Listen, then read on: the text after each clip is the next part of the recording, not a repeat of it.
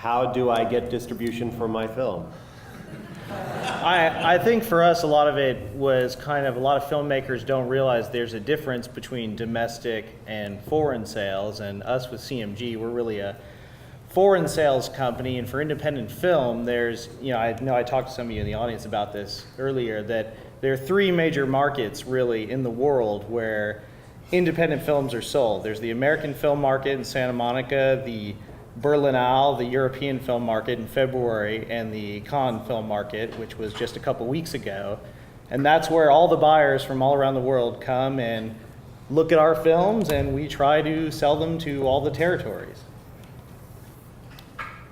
So just so that these folks out here know what you folks do, you're repping their films to the real big distributors, the folks who are actually going to get them seen in theaters, on TVs, all over the world. Well, I think just to sort of elaborate, what we do at Cinema Management Group is a business to business where we take films and we represent them as a sales agent, and we sell them to regional buyers who then distribute those films to their consumers. So we're able to operate at, say, Cannes or AFM, selling movies to a very specific group of people whose job it is to know their own market. So they represent an audience, say in the UK, France, Argentina, Japan, wherever. Whereas, in when we talk about domestic distribution, I think we're more focusing on business to consumer, and which is an entirely different beast, and one that usually terrifies most of us because it requires a huge cost in print and advertising to get a film basically from the filmmaker to the consumer market. So I think what I've been trying to emphasize is just you have the domestic market and you have the international market, and if you're a producer or any kind of filmmaker trying to recoup the money you've spent on your film, it's very important to understand the international film market so that you can do enough international sales to recoup the money you've put into your film. That's very well spoken. That was very impressive. Anyone want to add to that? What's the question? Just elaborate on what he just said. Well, I think what you got to really look at is what the global landscape is right now, and when you're making a film, you have to understand who your audience is, and that's where all of us come in on some level, is to try to understand how to get it to your audience, and whether that's through a sales agent or going direct to a distributor, or going direct to the consumer, or putting your movies up on YouTube or whatever it is. That's fundamentally what film distribution is. How you go about doing it is the trick, and how you go about navigating the shark-infested waters is even the bigger trick. So that's the thing. I went to a workshop put on by the museum about 25 years ago. It was located over at Fair Park. And it was a weekend workshop all about film financing and distribution. And really all I remember from 25 years ago was, before you make your film, have your distribution lined up in advance. Yes, you absolutely should. You shouldn't make a movie without understanding how you're going to distribute your movie. If you make a movie and you have equity investors and you don't have a sense of how you're going to get the movie to the marketplace, then don't make the movie, really, because at the end of the day, you're going to lose money probably, because the majority of independent movies will lose money ultimately. And so, as you're putting your movie together, you should talk to guys like one of us or whoever and really understand how you're going to get the movie to the market and understand what your business model is. Because unfortunately, the thing that I hear more often than not is, hey, I'm going to make a movie, I'm going to finish it, I'm going to get it in the can or on the tape or on the hard drive, and then I'm going to figure out how to get it to the marketplace. The problem with that is that's the equivalent of making a car and making it for $1 million and realizing that people only spend $35,000 on a car, and that's what happens. It happens unfortunately every day, and it happens not just here, it happens all over the country and all over the world. And the best advice that I think at the end of the day that any of us can give you is really understand what your distribution is to go to market before you make the movie. And you can hear in the back room how excruciating distribution can actually be. Just rejected. I think something maybe to add to that is that it's never too early to start planning about the end game and about distribution, in that even if you're a screenwriter, I really believe that you shouldn't just say, okay, I'm going to write this, and then down the road, once we get into production, then we can sort of figure things out, or even we can make the movie and then figure it out. I think we all know how difficult it is to make any film, so the earlier you're educated on all distribution, both domestic and international, and the earlier you have a strategy about, assuming you make the film, where it's going to go and what it's going to do, the better off you'll be. And I think having an awareness of international sales is definitely a huge benefit to making a film, and sort of thinking globally about distribution when you're writing is, I think, beneficial. Maybe people. Well, by the way, it's funny, we all just heard the great Al Ruddy speak, who is obviously a legend. And the big difference between him, and this is the problem when somebody like that speaks, and he speaks to you as filmmakers or producers, it sounds like, story, story, story, and he's absolutely right. The problem is that when he's making a movie, he's really focused on let's make the best movie, which is absolutely what everybody should do. But he's not really that focused necessarily, because he's working with the studio, and the studio handles how he's going to get the film seen in Germany and Japan and Korea, and frankly in the U.S. The studio handles all of those things for him, and so he can focus on having the movie finished and completed to the best possible quality. The difference as independent filmmakers is that you have to focus on everything that he's focusing on, but you also have to focus on how you're going to get the movie to Japan, Germany, and Korea, and the U.S. And that's the big difference. And people will make movies with that in mind, absolutely, but they forget about everything else. They forget about the fact that if you don't make the movie with the right way, or pick the right genre, or pick the right elements to put in the genre, you can be royally, screwed. Is it okay to say here in Oklahoma? Screwed? Yeah, okay. I would probably, to piggyback off of that, I'm probably a little bit more unique on the panel than everybody else. I work for a company that, we're very hesitant to use the word mini studio, but I mean, we're very tiny studio in the sense that we make independent film, but we also self-distribute our films domestically. And I work obviously in the business affairs department, and to the point of those making the film not being focused, I'm the guy that everybody making the film hates, right? Because I'm asking those questions and getting in the way. And we joke that our movies, from script, once the script is written, it's a series of compromises thereafter until it actually gets put out. And it's true. I mean, we have, to your point about foreign value, we have those discussions. We get a script that we like, we start to cast the movie, we bounce it off. I mean, we'll give these guys the script very early before we cast it and say, hey, what do you think? What's the foreign value here? Who are actors and actresses that have foreign value, who aren't? And there's that natural tug of war where I may have a foreign sales agent telling me it's better to cast actor A when everybody on production wants actor B. But the truth is actor B has no foreign value, and while that may be the best thing creatively, financially, it creates a problem if I can't sell those foreign territories and create that value. To their point, our goal, whether we sell on the front side or not, is to, we have our production budget and we talk a lot about what the foreign value is with the ultimate goal. In a perfect world, that foreign value in the rest of the world creates enough money to cover the production budget, and then we're in the U.S. to go distribute with the cost basis. It's minimal, which is why you have to think of those things on the front side and not just kind of wait and get to the end and hope that the cast you've put together or the movie that you're making has value outside of just the U.S. Well, and also, by the way, depends on the movie. Not all movies necessarily have to work foreign. You can have a movie that is a wholly U.S. movie. For example, a sports movie. Don't make a sports movie and think you're going to necessarily do gangbusters overseas, but that doesn't mean you shouldn't make a sports movie. Make a sports movie, just make sure that you're covered in the U.S. between television and theatrical and DVD and all your other ancillaries. And now more than ever, there's so many more streams of revenue than you can tap into, that filmmakers like yourselves should be really focused on that. How do you make more money out of the typical theatrical DVD, TV, which is historically what it's been, but the world's changing very fast all around us, and there's a bigger opportunity for you guys than there even is for the studios, because the studios don't even realize, we aren't really taking advantage of all the ways that they can monetize content, whereas independents really can think of new ways and create new streams of revenue that that nobody's been able to really do before. So it's a really an exciting time right now to be sitting where you're sitting.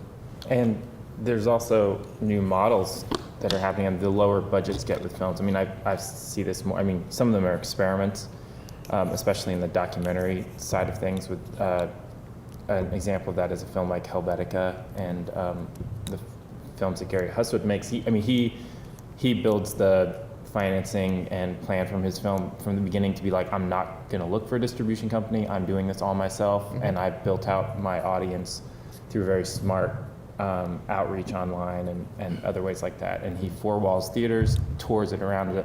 That's a model that works for his kind of film. He has a very niche audience that things work.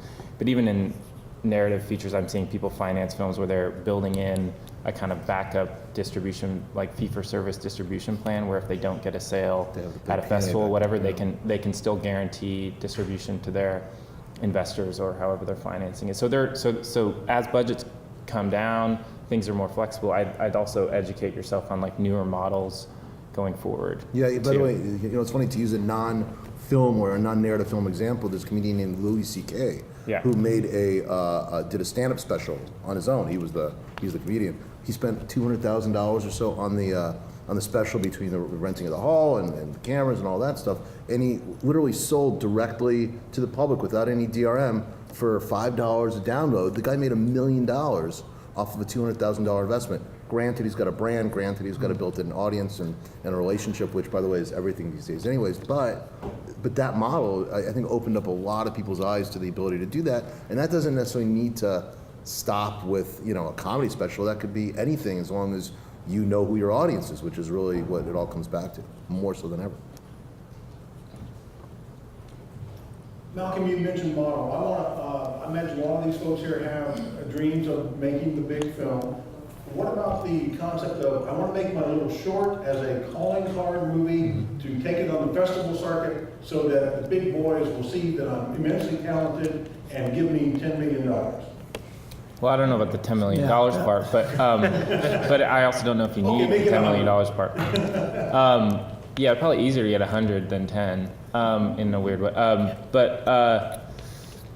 Well, no, I don't know what more to say beyond that. I mean, it's a great idea.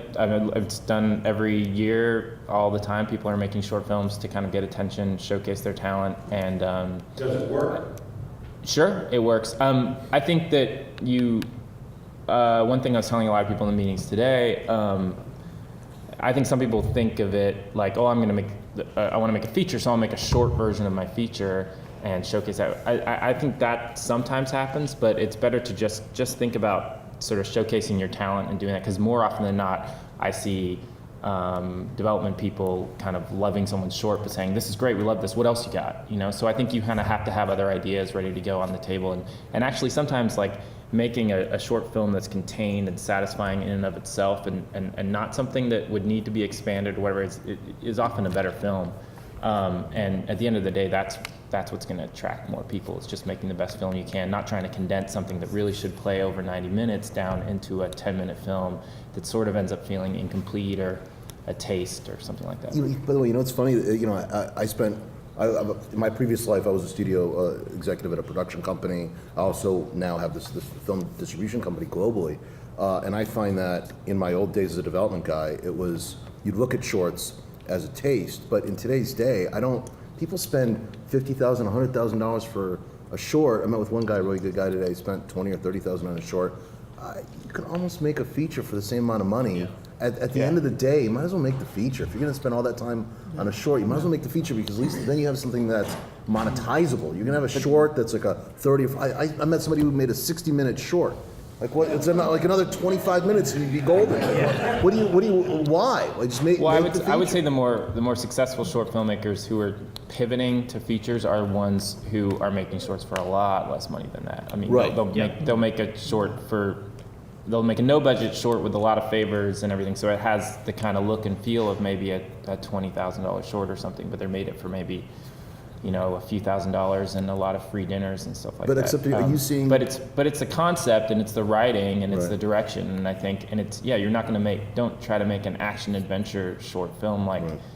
Make something that shows you can direct actors, you can write, you have a vision, you can put together something that stands out from the crowd, I think. Yeah, but here's my question. Are you seeing studios these days, because they used to with like George Lucas and Love and a lot of those shorts before, are you seeing studios these days seeing shorts and saying... Maybe not the studios, but the smaller Yeah, I mean, I would production think companies. we do it all the time. Yeah. I mean, our model is essentially, we try to make films between $7 and $10 million production budgets, because we're of the belief that the $10 million budget and the $40 million budget, from a production value standpoint, look pretty similar, absent special effects and things of that nature, but you're really, you can make big looking wide release type films for $10 million if you can minimize your above the line talent costs. I can't go out and afford to hire a $1 million director, right? I need to find a talented young guy, and we do that all the time. And we are digging through shorts. We look at documentaries. Cool. We're shooting a film. We're in post now, but we shot a film last summer called Disconnect up in New York, and it was directed by Henry Alex Rubin, who did Murderball, the documentary. But he had never done a feature before, and we took a chance on, an unproven director because we liked, his material and the things that he had done before. And so much about directing is just about coordinating a team and making something happen and crossing the finish line. And I think people take that very seriously. And I wouldn't even think just genre. I think once it's more about creating something that works and people want to talk about it and excited about it. And I see filmmakers all the time. They've had a short like that, and all of a sudden a production company is talking to them about a feature that couldn't be more different from their short in some ways. And so I think it's just about executing something that is excellent, and that should be the main focus.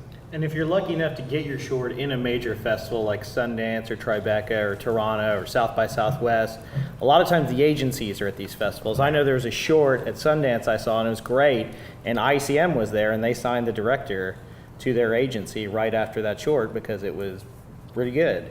And so now he's able to use that agency to set up his feature. Right, and it's another, I wouldn't underestimate the degree to which development people track shorts at these festivals, which is another reason to make your film as good as you possibly can, because people will see it. And Sundance is an example. Actually, another thing that people, think of Slam Dance too at the same time, because those same development people that I'm having drinks with, like they'll come from a Sundance short screening or a Slam Dance short screening. They don't really care. Yeah. It's just they'll try to see what they can, and that's what's right in front of them. So. I'd like to open it up to the audience. Question? Yes, sir. When you're talking about doing foreign sales and foreign distribution earlier, like, is there a certain size of film that works? Like, for instance, if it's like a low budget film, like $100,000 or something like that, like, is that doable?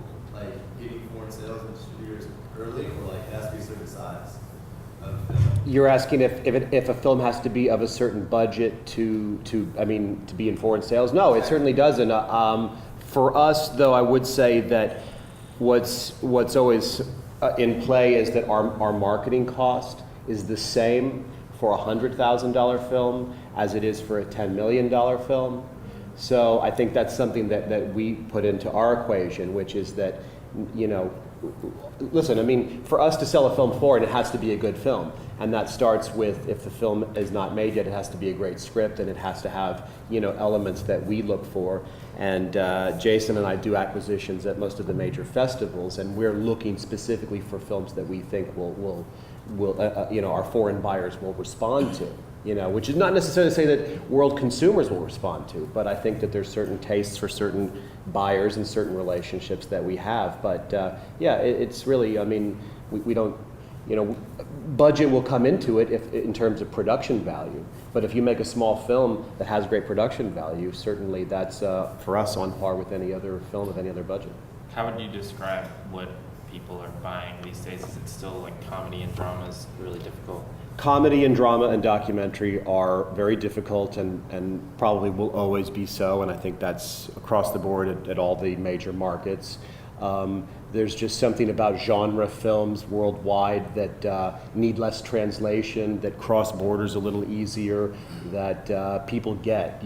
Comedy tends to be a little bit more regional, drama tends to be cultural, documentary also tends to be about a specific place and time, and probably on a larger scale, people around the world want something that's probably a little more escapist and fun entertainment on the entertainment side. Yeah, it's not just the United States that's having an economic depression right now. It's the whole world. So, people don't want to go. We had a movie that we loved, but some of the buyers felt it was just a little bit too depressing, and they wanted a kick-ass action movie, where everyone could go have fun and see. So, Yeah, I mean, More about resale. are you talking about pre-sales? Yeah, Okay, I a mean, it's the $100,000 movie, you're not going to do pre-sales on. That's right. That's what I thought. Yeah, I mean, the pre-sale market's still there, but you have to have an established director, a name actor, some equity helps. I mean, but keep in mind with your pre-sale, you have to go bank that pre-sale with either a bank or a gap financer or another company that's going to recoup their money first and take interest on it. So just because you can do a pre-sale doesn't mean it's necessarily the right way to go. Thank you. Up top, question? Another question? Yes, sir. Besides actors, you said genre was a big thing in foreign. What other things you guys look for specifically in buying or distributing a film? is it a good movie? Is it commercial? Do people want to see it? I mean, listen. I mean, the truth is this: nobody in the world needs any of these movies. The studios have 90% of the content to fill up all the shelves and theaters that will ever be built. That's the truth between TV and film and everything else. The opportunity in the independent space really is to find movies or content that it's not being exploited by the studios. The studios aren't doing, and find the holes in the marketplace that people still want, and there are a lot of those opportunities where these guys are. They're in the middle market. It's exactly the right place to be right now. There's a lot of stuff the studios aren't doing that people still want to see, and really the truth is find those stories, find those movies. That's going to be the stuff that we're going to be really excited about. You can try to emulate a studio movie, an action movie, and you can try to do it for $100,000, but you're not going to do it. There's no way you're going to do it, and it's a waste of your time to even try, and waste of all the investors' time that you're pitching to get them to finance it. So the truth is, find stories, find ideas that aren't being done by people, and find holes in the marketplace. And if they can be within the genres that work, we have a global international sales division as well. I'm at markets with these guys. I mean, it's all the same thing. It's find the stuff that people want that is not overwrought. If you walk down the halls of the markets and every booth has the same kind of movie, find the kind of movie that's not being done by everybody else. That's the kind of thing that people are going to want, and the stuff that's not being done by the studios. And look at what the studios are doing also. Well, you should be looking at their release schedules going out, 6 months, 9 months, a year, or 2 years, and see what might be trending. If you have a certain genre, the movie that's working, you can, on some of a copycat that genre, or take that genre and twist it, because maybe you can take a guess that genre might come back, and there are opportunities there as well. Yeah, I would definitely say, I mean, that's what we do. We try to make what we think is not being made by the studios, right? I mean, I think there's a reason, if you look back at the last couple of years, there's a reason the King's Speeches of the world, The Fighter, Black Swan, those movies took off and did huge business because we can only watch so many superhero movies and so many avatars. And, the studios are going to make the big $100 million budgeted movies, right? And so what we try to do is we don't get so focused on, to your question about director, actor, of course those are necessary if you want to pre-sell, and you've got to take those considerations. But we really just try to make good movies, right? We look for content that we like that's not being made, good stories, whether we'd make some genre films. And, I think if you gave everybody in our group a Truth Serum, we're making those genre films so that we can make the stuff that we really like. But, at the end of the day, we just, we're trying to make good movies for a reasonable price and try to fill that, like you said, to fill that gap that the studios aren't putting that stuff out anymore. And anybody here can buy a badge to the American film market, and it doesn't hurt to go and see how many movies are being sold each year and exactly what movies are being sold. I know when we made our movie Fingerprints, which we shot in Guthrie, Oklahoma in 2006, we were very excited that we got Lou Diamond Phillips in the movie until we went to the American film market and saw there 20 other posters with Lou Diamond Phillips that looked exactly like ours, and we were like, uh-oh, And so had we been a little bit more educated about that, maybe we would have gone a different direction. So that's a good point. Go to the marketplace before you shoot your film to see how it's being marketed, how films are being marketed, and just kind of study the market. Absolutely. If you walk the halls at AFM or at the market in Cannes, I think it's good because you can also learn that there are all these little foreign sales companies out there, and that you'll start to see, especially if you go more than once, that they do sort of specialize, and that some of them might not even be aware of it. Maybe we don't even know exactly what it is that we absolutely love, but you're going to see trends. And I think once those trends start to emerge, if you have a film or a script, you might be able to target I think companies a little bit more accurately. For example, if you have a Christmas movie, there are companies that really specialize in Christmas movie. There are companies that specialize in powdered period pieces too, if you have that. But it's amazing how many companies are out there, and you know, no matter what genre you're working on, there probably is going to be a small segment at the market that will be more interested in what you have to offer. But then again, on the other side, you'll also be able to learn what sells well. Yeah, and I mean, listen, in truth, the current foreign sales model that everybody's talking about up here is flawed. The way the business should evolve, because it puts the foreign sales agent on the opposite side of the table as the producer and the filmmaker. And so even though I am one, and that's a part of what we do, I really believe that as filmmakers and producers and financiers, the better model is to partner up with the sales company, whether it's domestic or international, or it's pure domestic, you know, like Lido is here. Really to partner up with them in a real way, because it's not what you do. And for you to guess what works and what doesn't work, you can go to the markets, and you should, absolutely, but you're still not in the rooms with the buyers. You're not, you know, at Cannes I had 127 meetings or whatever it is over the course of 9 days with buyers from all over the world.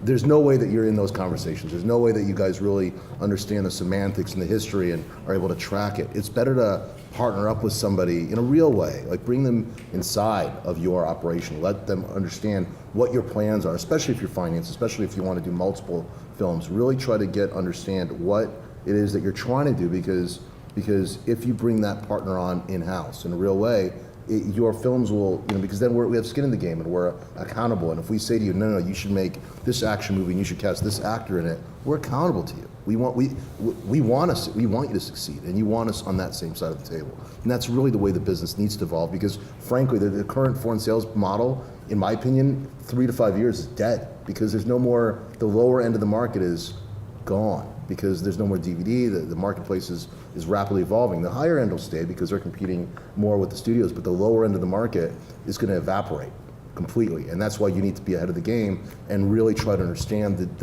or have a partner who really understands the space and how the space is evolving. You know, some American film has a Chinese partner, so it becomes in China a Chinese film. Yep. Well, that's why a lot of studios are starting shingles, and like they're setting up little sub-production companies in Asia right now, right? In China, yeah. It's 1.5 billion people. It's 4 to 5 times the size of the U.S. market, and as arrogant as all us Americans are, the Chinese have us beat 4 times over. So that's why the studios and other independents are starting to partner up, because you can get around the quota. The quota is ridiculous, and you know, it's for us, we sell movies to China, but you're waiting a year for it to pass, you know, through their internal process. They don't pay that much, even though they're 1.5 billion people. You don't get that much money, considering, because the piracy is so bad. They're selling movies that are in theaters. The DVD of the movie's being sold outside of the theater that same movie's playing in for that same movie. I mean, it's absurd. But yeah, that's what's happening. And by the way, you can see there's opportunities like that in Russia, in Brazil now, India maybe, in different parts of the world as well. Yeah, and I mean, to your point about partnering in foreign markets, I mean, there's a number of ways that you can create some creative partnerships to get films made. I mean, we're shooting a film right now in Hungary and Budapest, and we are co-producing those with a Hungarian and a Budapest production company, and literally these guys are showing up and hanging out at the craft services table as a co-producer, but I get the benefit of the Hungarian co-produced tax credits. I mean, there's lots of different ways where you can find partners in different parts of the world. There's different countries that have some pretty aggressive, you know, tax credit programs that, you know, by taking on a quote-unquote partner, you can find creative ways to finance your film. Last question. Yes. Yeah, what do you see as the role of festivals in terms of supporting distribution or getting it? I mean, I think most filmmakers, their first film, including myself, your first goal is just get into festivals and start showing it around. But then once you get in there, then you're thinking, well, how does this fit into distribution? because you don't want all your PR early, and then the release, there's nothing left. I mean, how do you see people working with festivals as the best way to support distribution? For certain kinds of movies, it's critical. For most others, it's not relevant. Yeah, we buy films with festivals a lot, and I think that, there's, even it's a big festival like Sundance, there's 3 films maybe that really fit the traditional model that someone's actually gonna pick up, put a bunch of P&A behind, release it theatrically, and kind of follow through the traditional window schedule. I mean, that's 2 or 3, I mean, more than that sell at Sundance, but realistically, it should probably only be 2 or 3. In my opinion, I think that the festival, I think festivals probably are more beneficial to the filmmaker in the sense that you're getting more eyes to see your work than it is really to find a distribution partner. Plus, it's a lot of fun and there are a lot of parties. And the food's good. All right, speaking of fun, there's more fun to be had, so please give our panelists a round of applause and